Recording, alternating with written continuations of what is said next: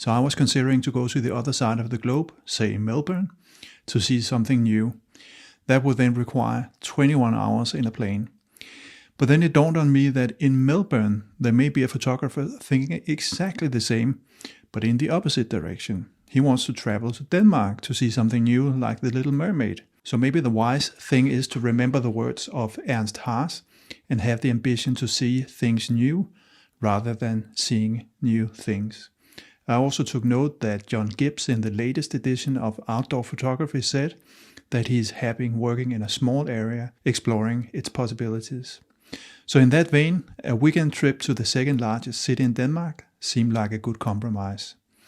It's named Århus, and I guess you have to be a Dane to pronounce that. A little outside Aarhus, you will find a museum designed by Danish architect Henning Larsen. And if you ever spend some time in Aarhus, this is worth a visit. So I'm walking up the roof now, and just want to show you the site here. It's quite a climb, actually. So we'll see if I can make it. And just to show you the view here, absolutely amazing.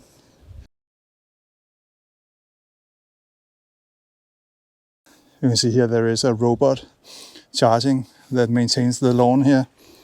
And it's a good example, I think, of human evolution.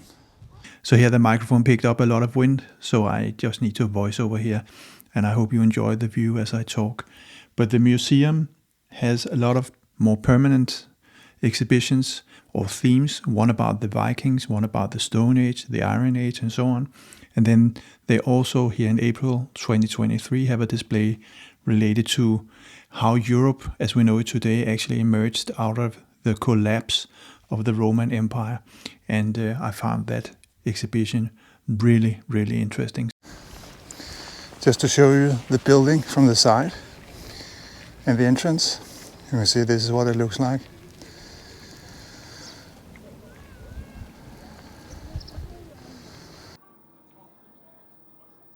Here's some footage from the Out of Chaos part, and they really made an effort to make it interesting and engaging. Back on the road again, now heading for central Aarhus. The city hall was designed by the Danish architects Arne Jacobsen and Erik Møller, and it has become an iconic landmark that is now what many associate with Aarhus. Arne Jacobsen did not really like the idea of adding a tower and only reluctantly added it.